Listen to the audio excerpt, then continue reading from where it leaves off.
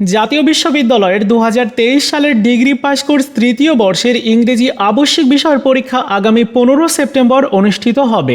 আজকের ভিডিওতে আমি ইংরেজির সি পার্টের সাজেশন আপনাদেরকে দিব এবং সি পার্টের ক্ষেত্রে কোন কোন প্রশ্নগুলো আপনার লেখা উচিত, মানে কোন টপিকসগুলোকে বেশি প্রাধান্য দিতে হবে, কিভাবে পরীক্ষাতে পাস মার্ক তোলা যায় এই বিষয় নিয়েও আলোচনা করব। সো সম্পূর্ণ ভিডিওটি দেখবেন।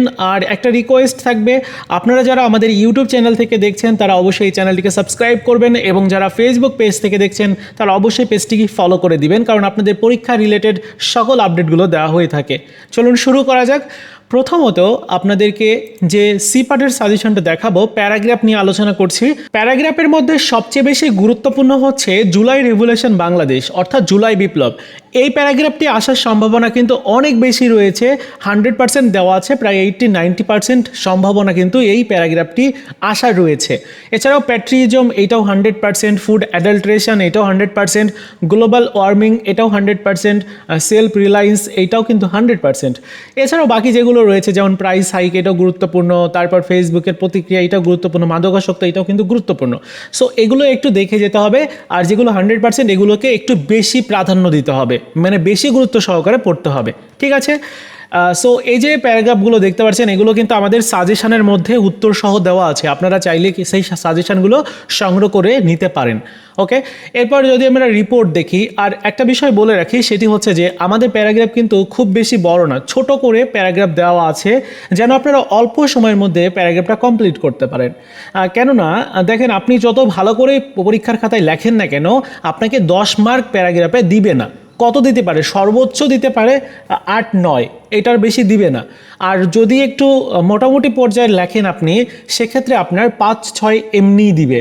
সো আপনাকে সেই অনুযায়ী প্রিপারেশন নিতে হবে, যেহেতু পরীক্ষার কম সময় আছে। এজন্য ছোট প্যারাগ্রাফ বা ছোট করে লেখার যে প্রক্রিয়া রয়েছে সেগুলো দেখে যাওয়া উচিত। সো আমাদের সাজেশনের মধ্যে ছোট করেই লেখা রয়েছে প্যারাগ্রাফগুলো। যাই হোক, এবার আমরা রিপোর্টের বিষয়টি আসি। রিপোর্ট কিন্তু অনেকেই লিখে থাকে। সো রিপোর্টের ক্ষেত্রে প্রথম যে রিপোর্টটি রয়েছে, একটি সড়ক দুর্ঘটনার উপরে সংবাদপত্রের প্রতিবেদন লেখো।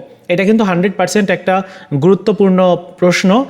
এরপরে আরেকটা রয়েছে, সেটি হচ্ছে গার্মেন্টস ফ্যাক্টরিতে ভয়াবহ অগ্নিকাণ্ড সম্পর্কে প্রতিবেদন লিখতে বলছে, এবং এই প্রশ্নটা অনেকগুলো কলেজে এবার টেস্ট পরীক্ষাতে এসেছে।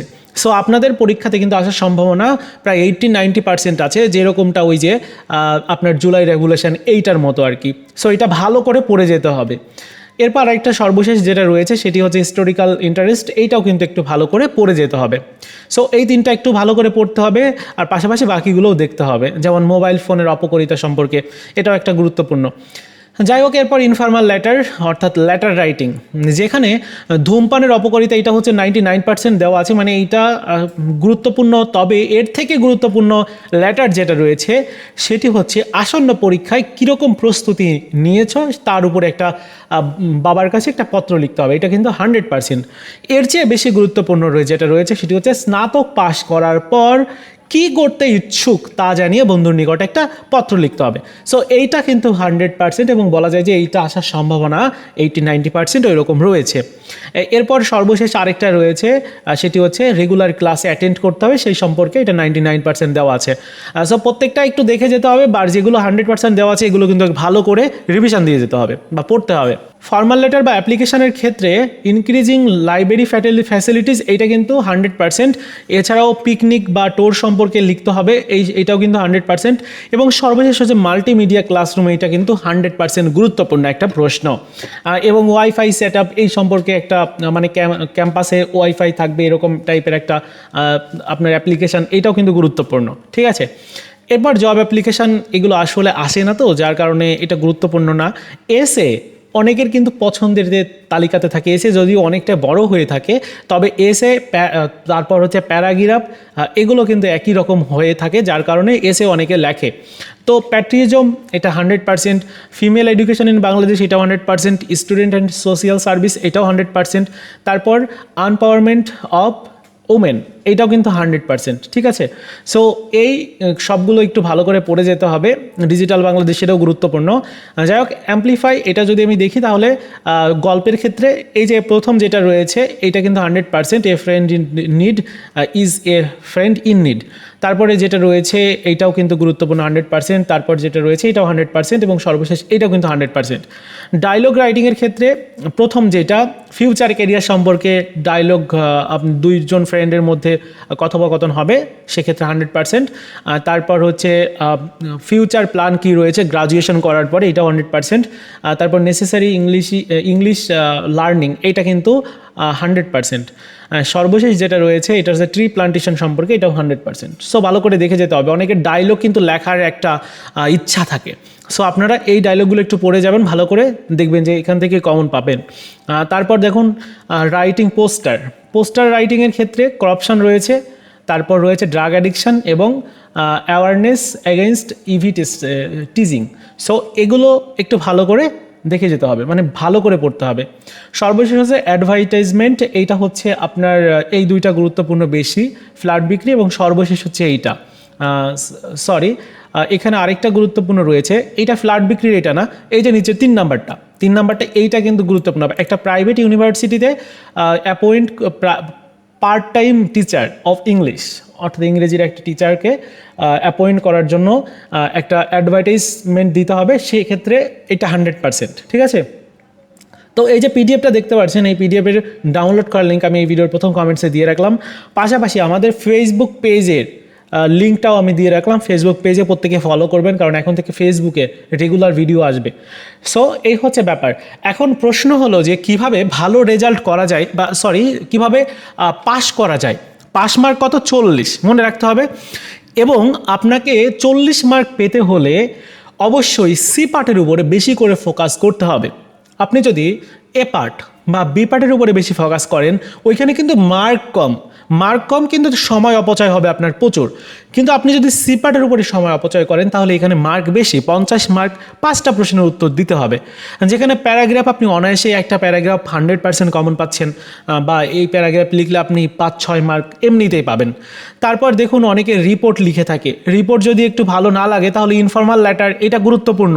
ইনফর্মাল লেটারের ক্ষেত্রে আমি 2টা বললাম, 2টা কিন্তু খুবই গুরুত্বপূর্ণ। যেমন স্নাতক পাশ করার পরে বন্ধুর নিকট একটা চিঠি লিখতে হবে, এটা কিন্তু 100%। তো লেটার আর হচ্ছে প্যারাগ্রাফ 2টা হলো। এরপরে ফর্মাল লেটার অনেকে লিখে থাকে, ফর্মাল লেটার সহজ, সেক্ষেত্রে ফর্মাল লেটারটাও আমি ধরছি, সেক্ষেত্রে 3টা। এরপর যদি দেখি তাহলে এসে অনেকে লেখে না, এসে বড় তো এর জন্য অনেকে লেখে না, আবার অনেকে লিখে থাকে। যদি লিখতে পারেন তাহলে লিখবেন, ঠিক আছে। সো এসে আর আমি লিখছি না, মানে আমার প্রেক্ষিতে আমি বলছি না। অ্যাম্পলিফাই, এটাও কিন্তু গুরুত্বপূর্ণ। ছোট অ্যাম্পলিফাই মানে গল্প একদম ছোট হয়। সো এটা মুখস্থ করা কিন্তু একদম খুব বেশি আহামরি কঠিন কিছু না, হ্যাঁ। সো এগুলো একটু অ্যাম্পলিফাই আমি কিন্তু চয়েস লিস্টে রাখলাম, তাহলে 4টা হয়ে গেল। এরপর সর্বশেষ আরেকটা হচ্ছে অ্যাডভার্টাইজমেন্ট অথবা রিপোর্ট, যে কোনো একটা লিখতে হবে। অ্যাডভার্টাইজমেন্ট হচ্ছে সবচেয়ে বেশি সহজ, মানে একদমই সহজ, 10টা মার্ক আপনি এমনিতেই পাবেন, এখানে মার্ক আপনার কম দিবে না। মনে রাখতে হবে ইংরেজিতে সবচেয়ে বেশি গুরুত্বপূর্ণ যেটা, সেটি হচ্ছে যে পূর্ণাঙ্গ একটা সেন্টেন্সেস আপনাকে লিখতে হবে। মানে সেন্টেন্সের মধ্যে ভার্ব থাকতে হবে, অক্সিলারি ভার্ব থাকতে হবে।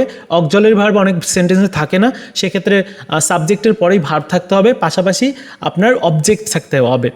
এর মধ্যে আবার প্রিপারেশন থাকতে পারে, তারপর বিভিন্ন অ্যাডভার্ব থাকতে পারে। এগুলো কিন্তু আপনাকে মোটামুটি গ্রামার, যেগুলো গ্রামাটিক্যাল যে প্রবলেমগুলো রয়েছে, এগুলো করা যাবে না লেখার মধ্যে, তাহলে কিন্তু আপনি নাম্বার পাবেন না। আরেকটা ব্যাপার সেটা হচ্ছে যে বানান ভুল করা যাবে না। বানান ভুল করলে কিন্তু আপনার নাম্বার একদমই দিবে না, বানান ভুল করা তাই যাবে না। যদি আপনারা না পারেন তাহলে কি করবেন, পাশের বন্ধুর কাছ থেকে শুনে নেবেন। আমার চ্যানেলে যারা অনুসরণ করেন, ফলো করেন, আপনাদের প্রত্যেককেই বলছি, আপনারা প্রত্যেকের জায়গা থেকে প্রত্যেকে সাহায্য করবেন, বিশেষ করে ইংরেজি সাবজেক্টে সাহায্য করবেনই। কারণ আমরা বিগত বছরগুলোতে দেখেছি প্রায় 65 থেকে 69 পর্যন্ত, মানে 65 থেকে 69 এর মধ্যে পাশের হারটা থাকে ডিগ্রি 3rd ইয়ারে। এখন ম্যাক্সিমাম টাইপের শিক্ষার্থী কিন্তু ইংরেজি সাবজেক্টে ফেল করে। এই ইংরেজি সাবজেক্টে অনেক শিক্ষার্থী প্রায় 2-এর অধিকবার পরীক্ষা দিয়ে পাশ করতে পারে না। এজন্য অবশ্যই প্রত্যেকের জায়গা থেকে হেল্প করবেন, ঠিক আছে। তো এই ছিল ব্যাপারগুলো। সো আপনারা এই প্যারাগ্রাফগুলো থেকে, মানে এই সিপার্ট থেকে অন্তত 50 মার্কের মধ্যে 25 মার্ক এনশিওর করতেই হবে। 50-এর মধ্যে 25টা মার্ক এনশিওর করতে হবে। আর বি পার্ট থেকে আপনার সেখানে সেখানে যেগুলো রয়েছে বি পার্ট আর এ পার্ট নিয়ে না হয় অন্য একটা ভিডিওতে আলোচনা করব। সো ওইগুলো আর আপনার আরেকটা বিষয়, এখানে ইনকোর্স পরীক্ষাতে কিন্তু নাম্বার থাকে। ইনকোর্স পরীক্ষায় আপনি 20-এর মধ্যে যদি আপনি 10 মার্কও পান, তাহলে কিন্তু আর মাত্র 5 মার্ক আপনাকে পেতে হবে এ এবং বি পার্ট মিলিয়ে। পাবেন না আপনি? অবশ্যই পাবেন। সো ইংরেজিতে প্রত্যেকেই পাস করবেন এবার, এটাই আশা করছি। এই ছিল আজকের মতো ভিডিও। দেখা হচ্ছে নতুন ভিডিওতে। ভালো থাকুন সবাই, ধন্যবাদ।